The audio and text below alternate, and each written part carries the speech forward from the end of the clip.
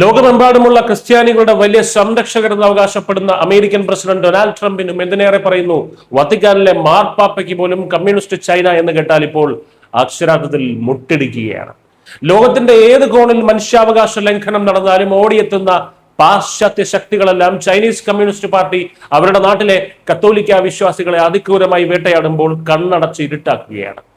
ഒരു വിശ്വാസിയുടെ ജനനം മുതൽ മരണം വരെയുള്ള സകല കാര്യങ്ങളിലും ഭരണകൂടം നിയന്ത്രണം ഏർപ്പെടുത്തിയിട്ടും ഇതിനെതിരെ ശബ്ദിക്കാൻ അമേരിക്കയോ വത്തിക്കാനോ തയ്യാറല്ല എന്ന ഞെട്ടിക്കുന്ന യാഥാർത്ഥ്യമാണ് ഇപ്പോൾ നമ്മൾ കാണുന്നത്. ചൈനയിലെ കത്തോലിക്ക വിശ്വാസികൾക്ക് സ്വന്തം വിശ്വാസമനുസരിച്ച് മരിക്കാൻ പോലും കമ്മ്യൂണിസ്റ്റ് ഭരണകൂടം ഇപ്പോൾ അനുവദിക്കുന്നില്ല. ഷാങ്ഹായിലെ ഫ്യൂണറൽ ഹോമുകളിൽ ഈ മാസം മുതൽ കത്തോലിക്ക ആചാരപ്രകാരമുള്ള അന്ത്യകർമ്മങ്ങളും പ്രാർത്ഥനകളും നടത്തുന്നത് അധികൃതർ കർശനമായി വിലക്കിയിരിക്കുകയാണ്.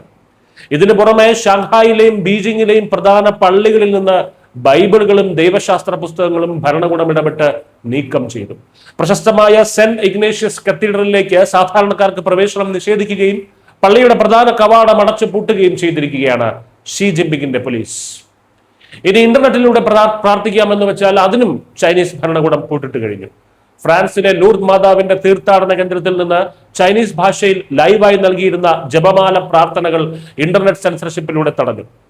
VPN ഉപയോഗിക്കാൻ അറിയാത്ത പ്രായമായ വിശ്വാസികളെയാണ് ഇത് ഏറ്റവും കൂടുതൽ ബാധിച്ചിരിക്കുന്നത്. കൂടാതെ കത്തോലിക്ക വിശ്വാസികൾ കൂട്ടമായി നടത്തുന്ന തീർത്ഥാടനങ്ങൾക്കും ഇപ്പോൾ കമ്മ്യൂണിസ്റ്റ് പാർട്ടി വിലക്കേർപ്പെടുത്തിയിരിക്കുകയാണ്. ചുരുക്കത്തിൽ ചൈനയിൽ നിന്ന് കുരിശുകളെയും ബൈബിളിനെയും പൂർണ്ണമായും തുടച്ചു നീക്കാനുള്ള ആസൂത്രിത നീക്കമാണ് കമ്മ്യൂണിസ്റ്റ് പാർട്ടി ഇപ്പോൾ നടത്തുന്നത്.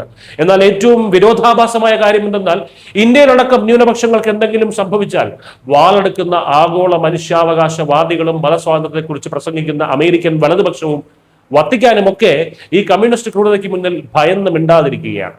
ചൈനയുടെ സാമ്പത്തിക ശക്തിക്ക് മുന്നിൽ സ്വന്തം സമുദായത്തെ പോലും തള്ളിപ്പറയുന്ന ഇവരുടെ ഇരട്ടത്താപ്പാണ് ഇവിടെ തുറന്നു കാട്ടപ്പെടുന്നത്.